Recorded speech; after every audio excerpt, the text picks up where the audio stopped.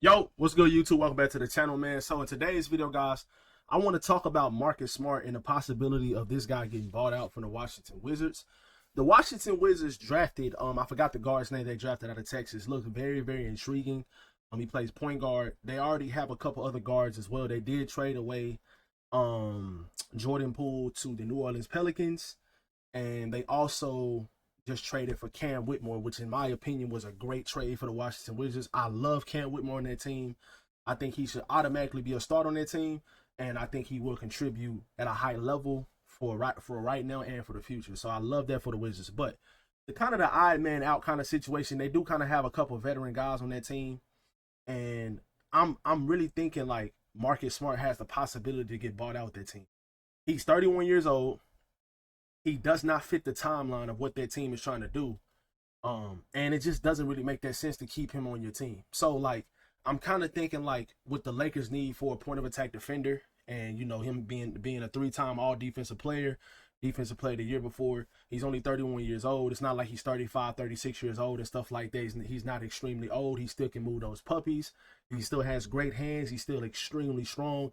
He can guard 1 through 3, sometimes even 1 through 4, depending on what team and what matchup he's on, or what players he's going up against. But obviously he is still a primary point of attack defender, guarding like point guards and guards on the perimeter, stuff like that. Great switch defender, great communicator, pretty good screen navigator, pretty good passer, can create off the dribble a little bit, can create in the pick and roll. Very good secondary ball handler in Marcus Smart. So yeah, man, I think he will be a really good fit on this team, especially for what we need. And if he looks good enough, he probably could even start for you as well. Because, and maybe bring Austin Reeves off the bench if you was to go get a guy like Marcus Smart.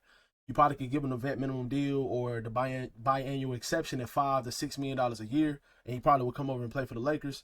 I think this will be a good team, a good fit for him. But if he does get bought out, guys, we also got to remember him and Bradley Beal. They probably will have an opportunity to start for the Milwaukee Bucks. Both of those guys. Bradley Beal will have the opportunity to start for the Bucks, but I do think that Bradley Beal, if he does get bought out, which today is Sunday, reported today by a couple reporters around the league, they're saying pretty much his buyout decision should be made within the next 24 to 48 hours.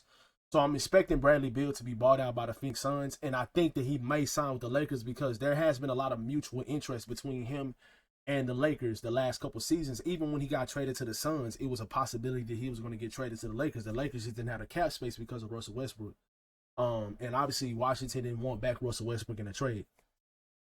So I think that Bradley Beal has a really good chance of coming here. I don't know if Marcus Smart will, but I do think Marcus Smart is worth making a video over and talking about because of the strengths that he still has as a player. Now, one of the main things, and I kind of want to show you guys this graphic right quick. One of the main things about Marcus Smart, he's still, what is he, 6'3", got a pretty good wingspan, 31 years old. He's actually from around where I'm from in Texas. But yeah, man, for his career, about 11 points a game, and he has improved his three-point percentage as well. His three-point percentage is much better than what it was when he first started. He could not shoot a lick when he first came into the league. 25%. 28%, 30%. Now this season right here was pretty good. 36%, 35%, 33%, kind of dipped a little bit. His best season, I believe, was a couple years after when he shot what is this? 30. He shot 35 right here. He shot 30. So yeah, he shot about 35% right here. So I mean, he's about a 35, about league average when it comes to shooting the three. But my opinion is you really don't need a guy that can shoot 45% from three with the defensive prowess that Marcus Smart has. He's able to knock down open shots. I think the percentages aren't really showing him that much justice, in my opinion, right here in this graphic. But like I said, man, Marcus Smart is a really good fit on this team because of his defensive prowess. He's won Defensive Player of the Year. He's been all defense 3 times. We all know what Marcus Smart is known for. He's known for being an annoying, tough nose, I'm a be in your face the entire game type of defender. Now, is he the defender that he was a couple years ago when he won Defensive Player of the Year in 2021, 22? Probably not. But is he a better defender than Gabe Vincent? Is he a better defender than any point of attack defender that the Lakers have on their team right now? 100%. Would he be a fit on this team? 100%. I don't know how you could probably argue that. But in my opinion, Marcus Smart would be a great fit on this team. Now, personally, I would prefer Bradley Beal on this team.